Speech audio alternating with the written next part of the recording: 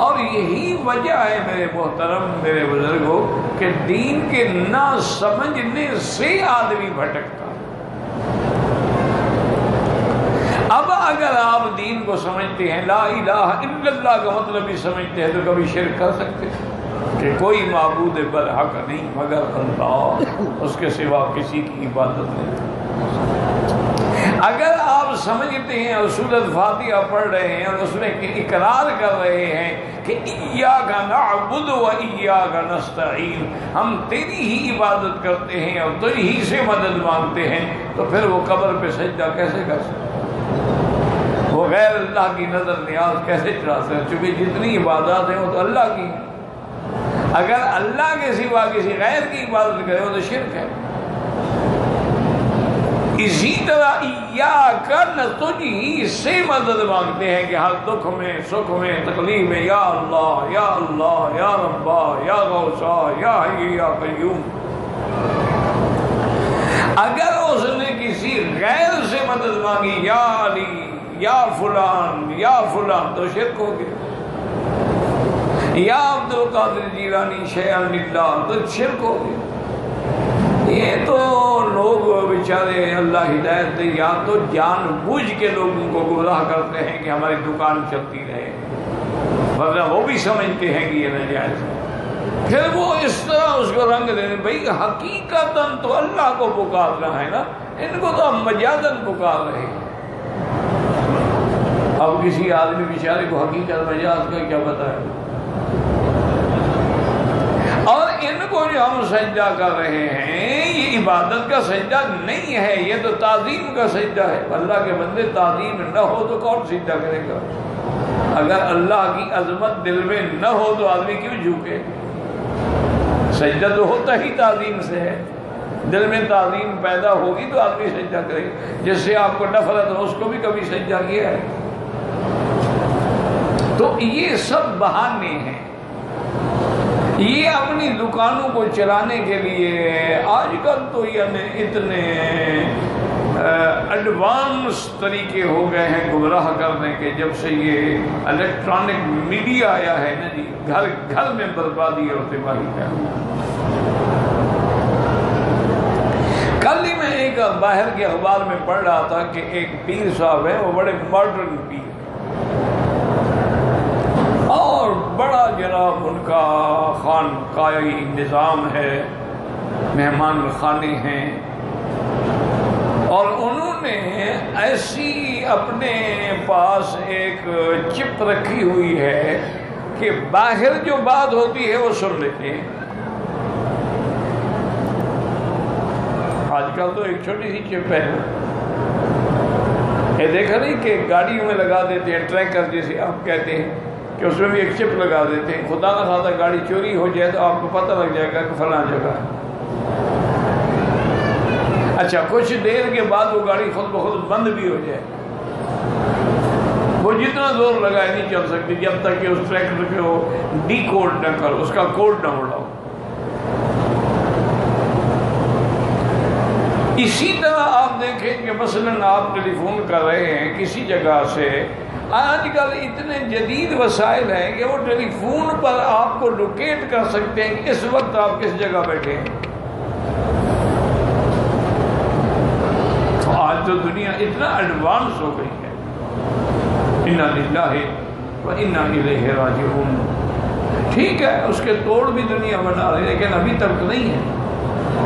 تو اس پیر صاحب نے بھی ایسا سسٹم بنایا ہوا تھا کہ اس کے جو خلفاء تھے باہر، وہ نمبر وار کسی کو بھیجتے تھے نا، تو پہلے اس سے پوچھتے ہاں بھائی کیسے آئے، بٹھاتے حال حوال، نام پھر لکھتے رجسٹر پہ، اور بھئی میرا یہ اولاد نہیں ہوتی، اتنا عرصہ ہو گیا علاج کرا رہا ہوں، بس پیر صاحب کے پاس میں آیا ہوں کہ بس مجھے اولاد چاہیے۔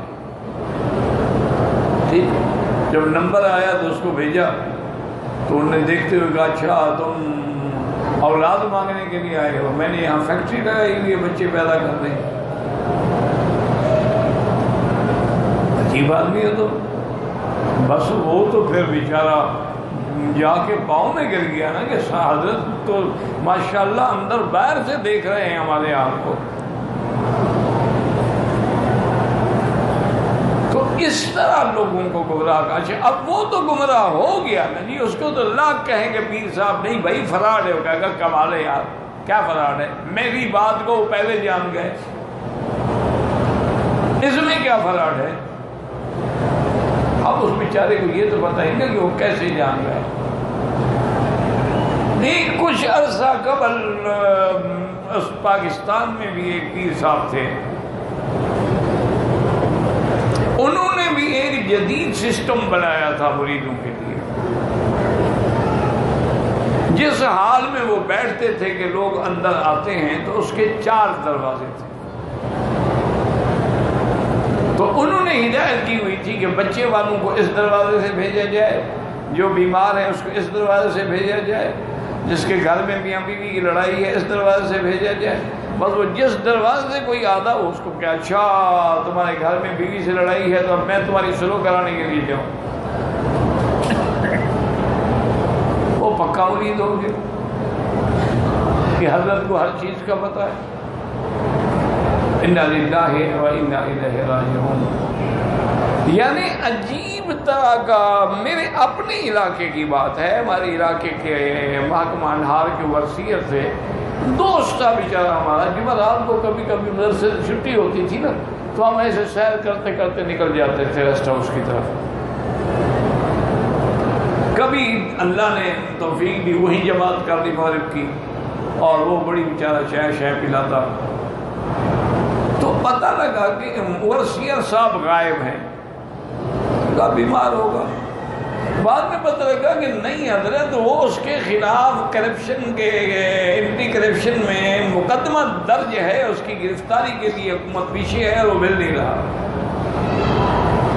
اس نے کرپشن کی ہے، اس نے سرکاری درخت بیچے ہیں۔ ہمیں بھی افسوس تو ہوا، لیکن ہم نے کہا یار اچھا ہے، چلو اگر واقعی وہ اس نے ایسا کیا ہے تو پھر تو اس کو پکڑنا چاہیے۔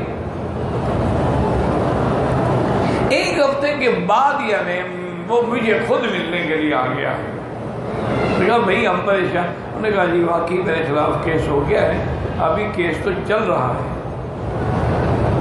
ابھی کیس جو ہے اس کی تفتیش ہو رہی ہے، میرے مرشد ہیں، بس میں ان کی خدمت میں گیا ہوا تھا، وہ یہاں نہیں تھے، وہ دورے پہ سندھ گئے ہوئے تھے، اس لیے مجھے ان کے پیچھے وہیں جانا پڑا۔ تو 5-7 دن میں ان کے پاس رہا، اس کے بعد نے کہا کہ جاؤ تم اپنے اڈے پر جاؤ، وہیں رہو، کوئی تمہیں پکڑ ہی نہیں سکتا بس، اور کیس بھی تمہارا ختم ہو جائے گا۔ میں آ گیا ہوں، اور جناب مکی صاحب آپ حیران ہوں گے کہ جو افسر مجھے پکڑنے کے لیے بھاگ رہے تھے انہوں نے مجھے لکھ کے دیا ہے کہ یہ لکھ کے جواب دے دو تو ہم تیرا کیس خارج کر دیں گے۔ اب وہی مجھے نکال رہے ہیں۔ میں نے کہا یہ اچھی بات ہے یار، کبھی وہ پیر صاحب آئیں تو ہماری بھی ملاقات کروا دو۔ انہوں نے کہا جی وہ آتے تو ہیں لیکن کبھی کبھی بارہ، تو پیر صاحب سے ہماری ملاقات اس بیچارے نے کروا دی۔ وہ پیر صاحب بھی عجیب غلول غلول قسم کا بندہ تھا، اتنی بڑی بڑی مونچھیں اور یہاں تک بال، اور شراب کے نشے میں بدمست، یعنی وہ 24 گھنٹے جب تک جاگتا رہتا ہے ڈرنک کرتا ہے۔ تو خیر اس کو دیکھ کے باہر ہی آ گیا، چھوڑو کیا آپ اس سے بہتر۔ اس نے بھی کہا اپنے مریض سے کہ یار تم کیوں لے آئے ہو ایک عالم آدمی کو، اگر اتنا ان کو میرے ملنے کا شوق بھی تھا تو مجھے بتا دیتے، میں چلا جاتا۔ بہرحال تو یہ وقت جو ہے وہ تو گزر گیا، تو اتفاق یہ ہوا کہ ہماری گاڑی خراب ہو گئی زہر پیل اور خانپور کے درمیان میں، جس کار میں ہم تھے وہ خراب ہو گئی، اور اس دورے میں نہ کوئی اسٹیشن ہوتے تھے اور نہ کوئی مکینک ہوتے تھے، سردی کی رات تھی۔ میں نے ڈرائیور سے کہا کہ تم تو گاڑی کے اندر گاڑی لاک کر کے سو جاؤ، اور تو کچھ ہے نہیں۔ ہم یہاں سے پیدل جاتے ہیں 4-5 میل پہ شہر ہے خانپور کا، جب ہم چلیں گے تو سردی بھی نہیں لگے گی، تو وقت بھی کٹ جائے گا۔ اور کہا جی ٹھیک ہے، ان کا بھی گاڑی ہم ایسے تو نہیں چھوڑ سکتے، تو جو کچھ تھا اس کو دے دے کہا ٹھیک ہے جی گاڑی لاک ہو، اتنا کپڑے میرے اوپر ہیں تو انشاءاللہ میری رات گزر جائے۔ بڑی سردی تھی، ایسے گاڑی پہ ہاتھ رکھو تو ٹھنڈی ہو جائے۔ وہ ہم پیدل تھے نا تو بہت بڑا بورڈ لگا ہوا تھا آخری آرام گاہ. میں نے ساتھیوں سے کہا، میں نے کہا یار یہ اسی پیر کا اڈا ہے، وہ جو ہمارے ورسیت کا پیر تھا نا، اس نے مجھے بتایا تھا کہ یہ فلاں جگہ پیر کا خانقاہ ہے اور آخری آرام گاہ کے نام سے وہاں بورڈ بھی. بولے یار گزر تو رہے ہیں، چلو پیر صاحب کے ساتھ تھوڑی بہت چھیڑخانی ہی کرتے ہیں. وہاں جب اندر اس ایریے میں ہم گئے تو حیران ہو گئے. ہر طرف کہیں مہنگی بیٹھے ہیں، کہیں چرسی بیٹھے ہیں، گلے میں کنٹھے گلابے ہیں، ہاتھوں میں لوہے کے کڑے ہیں. وہ پتہ ہی نہیں. انہوں نے کہا یار ہم نے پیر صاحب کو ملنا ہے، کوئی بتائے، ہوش ہو تو بتائے. آخر پوچھتے پوچھتے ہم گئے تو ابھی پیر صاحب بہرحال نہیں سوئے تھے، وہ جاگ رہے تھے، لیکن اس وقت بھی وہ بخش شراب پی. اور اس نے ایسے دیکھا اور کہا مکی صاحب آپ کہاں آ گئے؟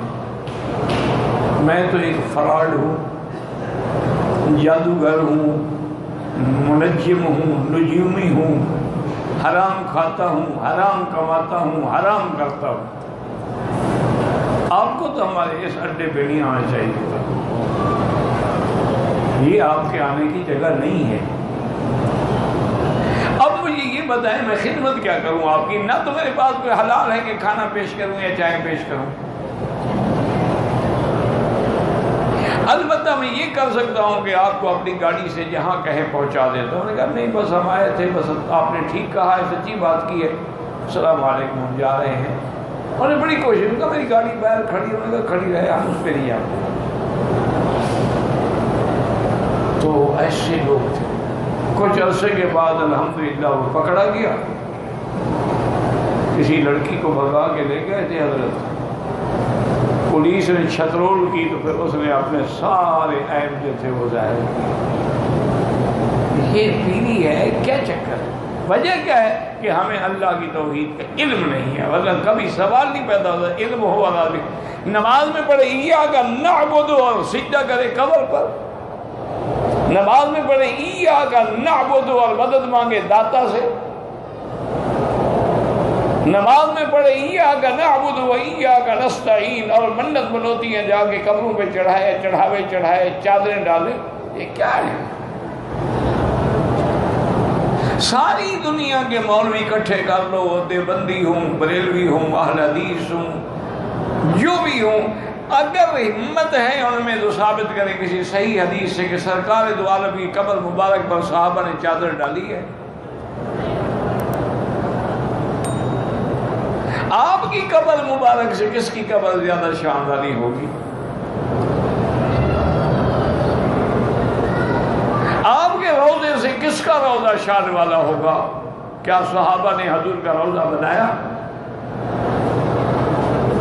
کیا صحابہ نے حضور صلی اللہ علیہ وسلم کے روضے پہ منت منوتیاں چڑھاوے عرس سالانہ یہ کیا؟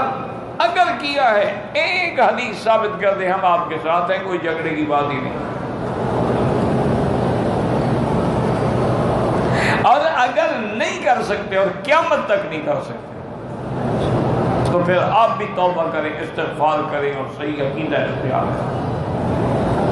اگر ہمت ہے، اگر حضور پاک نے 63 سال میں وفات ہوئی ہے، 23 سال تو نبوت کے بعد زندہ رہے ہیں نا، اذانیں ہوتی نہیں، ایک اذان میں کبھی حضور کی اذان سے پہلے صلاۃ و سلام پڑھے گئے ہوں، ایک چھوٹی ضعیف حدیث بھی دکھا دیں تو ہم تمہارے ساتھ ہو جائیں.